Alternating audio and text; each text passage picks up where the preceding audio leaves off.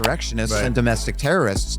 So you have a lot of people that would view us the way that we might view a Ku Klux Klan member who had actively lynched a black person. I mean, you would just feel loathing for a person who had done that, right? I mean, Absolutely. it's loathsome.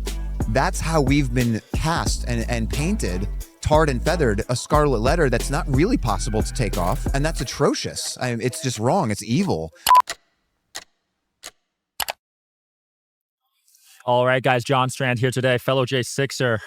I'm sure you're a lot happier these days, right? Oh my goodness. Yeah, there is no gift so sweet as freedom itself. Yeah. Have you had any talks with Trump's team about what the plan is? Not official talks. I am, of course, advocating and communicating as best as I can with anyone in proximity of the incoming administration. Yeah. So I'm doing what I can, and I mean, I know about what you know as far as what President Trump has said. Yeah. Time magazine article, he said within the first 9 minutes. Yeah. Is his mind frame. It might be the first thing they push through. So it doesn't have to be pushed through. It just has to be signed. Oh, that's it. Yeah, Nice. in the sense that at the top of my Twitter profile, @JohnStrandUSA, is pinned an open letter to President Trump. I encourage everyone to read it and share it so it would garner his attention. But really, what he simply needs to do is an executive order commuting all sentences on moment one of day one. Like, they're done. Wherever you are, pre-trial, so people are being held pre-trial before adjudication, which is egregious and anti-American. And then, of course, currently serving sentences. But regardless of where you are in the process, the chains come off, the gates are opened, and J6ers go home. Absolutely. Minute one of day one, he can sign that, and it's over. Yeah. Also, he can sign an order saying all current prosecutorial action by the current Merrick Garland, Matthew Graves DOJ must cease immediately, and anyone who draws another pencil mark on another piece of paper related to the J6 witch hunt will face criminal charges. Yeah. So it stops in its tracks. I love it. And then step 3 is to issue a proclamation style pardon, which he can have this built out and again just sign it day one, really minute one if he wants to. Yeah. And a proclamation style pardon is not written to John Strand or a person by name, as a typical pardon is, but rather it's issued to a class that can apply for it as they qualify. This was done by President Carter for the draft dodgers in Vietnam. And then anyone can apply for it when it suits their needs. Because, for example, I'm in adjudication still. I was vindicated at the Supreme Court and beat the felony, and I'm still appealing 4 misdemeanors, which I will have the DOJ vacate once the right hands are in place. Nice. But I need to finish that process. So I wouldn't actually take a pardon myself. But everyone should be able to apply for it and qualify on the constitutional basis that everyone's constitutional rights were violated if their case was adjudicated in the District of Columbia. And there are 0 exceptions to that. Yeah. How did it feel to be villainized by the media for so long? Did that affect relationships with your family and friends? Absolutely. My family has been rock solid. They're amazing. Nice. But I had friends, or so I thought, who perhaps were not friends at all, who not only abandoned me, but even actively betrayed me. Well, that's probably a blessing in disguise. But in a certain sense, yeah. And I detail some of these pretty wild stories in the book that I wrote while I was in prison. It's called Patriot Plea. So I encourage everyone to pre-order that. The stories are insane, actually. But yeah, I'm glad you asked that question, because it's a bit daunting as a J6er and a J6 advocate to try to adequately communicate to people the extent of the carnage of what we have gone through. And that absolutely includes the incredible toxic defamation that we've suffered for 4 years now. Yeah. The fraudulent and the malicious narrative of J6 being an insurrection and all these other ways that they have demonized us, it's really on par with, I would say, the Ku Klux Klan. So from the left's point of view, they're describing us as racist insurrectionists and domestic terrorists. So you have a lot of people that would view us the way that we might view a Ku Klux Klan member who had actively lynched a black person. I mean, you would just feel loathing for a person who had done that, right? I mean, absolutely. It's loathsome. That's how we've been cast and painted, tarred and feathered, a scarlet letter that's not really possible to take off. And that's atrocious. It's just wrong. It's evil, because these are innocent American citizens who should have been protected by the First Amendment. And they were the bravest among us who stood up on a cold, dark day that was not so easy to be present, and it wasn't necessarily popular. to complain about the election and demand transparency and forensic audits. Yeah. But that was the appropriate thing to do, and that's what we did. So the defamation is terrible. The destruction of people's lives from their homes, their future, their retirements, people have been fired from their job. People have lost scholarships to very important, opportunities for college degrees. People like my colleague, Dr. Simone Gold, who has professional licenses, had their license threatened, for something that had nothing to do with that. Wow. The total cost exceeds what you could really imagine. It is catastrophic.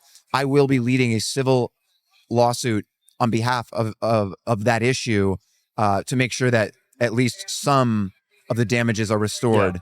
But it's not even possible. There are people who have died.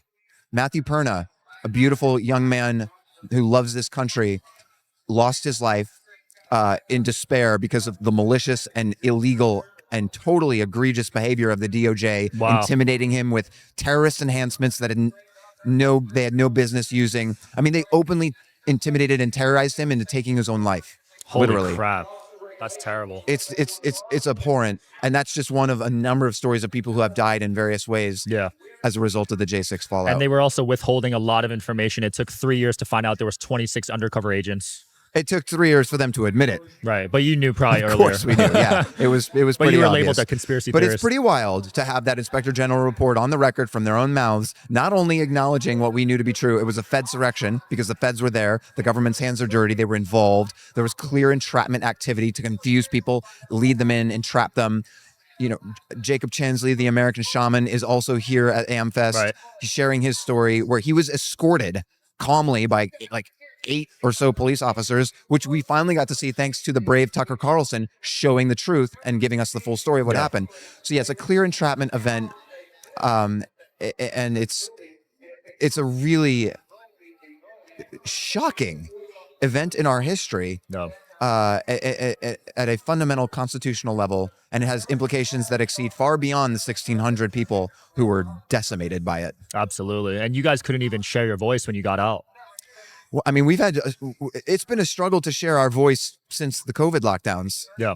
And that apparatus for censorship continues it's pervasive. To this day. If I post this on YouTube right now, it'll get shadow banned. Exactly. So I actually wrote an op-ed recently that Dr. Robert Malone just published on this topic called Censorship is Now Hardwired. Yeah.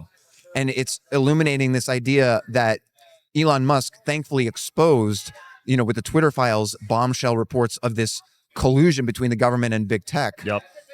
But that censorship is intrinsic to the State Department mechanisms. Another great patriot, Mike Benz, speaks really credibly and intelligently on these issues, where censorship is just baked into the system now. And in some ways, with omission bias and Google manipulations and other things that we can't even see, but they are there and they are having an incredibly powerful and dangerous impact. So it's a continuing conversation that needs to be had in an effort. I know President Trump's going to take free speech very seriously. He's articulated that emphatically. So that's important as well. Many things on his list that are important, of course. President Trump has a laundry list of damage to start repairing. Yeah. But January 6th needs to be absolutely at the top of that list. J6, I think the border is an important one. Border's already going to be shut. I just heard Tom Homan across the hall say, day one, borders closed. Let's go. Let's go. I have a lot of faith in Tom. I mean, he served we do under too. 6 presidents, right? Yeah. He's consistent. He's unequivocal. He's not fearful. He's a brave, courageous person. So is Pete Hegseth. So is Kash Patel. So is Pam Bondi and Matt Gaetz. These are the patriots we need leading the charge. But we need patriots like you and me, Sean, us alongside them and behind them, participating in this project that we call the United States of America, because it's our country. Absolutely. What's something people watching this, something actionable they could take right now? You can absolutely share that open letter to President Trump pinned to my profile on X Twitter at John Strand USA. And I absolutely encourage people to visit my website, johnstrand.com. 2 things I want to point out there. Number 1, please pre-order the book that I wrote while I was in prison. It's called Patriot Plea. I promise it will truly blow your mind, and it will empower you to understand what's at stake and what each one of us can do to answer your question going forward. So I really answer that question in the book, I think, pretty well. But also on my website, johnstrand.com, you can find a 14-minute video called Do You Know What Happened on J6? people still don't really understand. Right. And if they are somewhat familiar with my story, but they're kind of wondering what actually happened that day, how did the government throw you in prison for 3 years when, allegedly, according to you, you're innocent and you did nothing wrong. So watch the video and you'll see what I did. And then ask yourself at the end of that 14 minutes, did he do anything wrong? Yep. Or is there something deeply wrong with our judicial system, with our government overall, and with the moral fabric of our country at this point? Yeah, we'll link it below. Thanks so much for your time today, John. That was awesome. Sean, thank you so much for having me on. It's a blessing. God bless you. Thanks for watching, guys.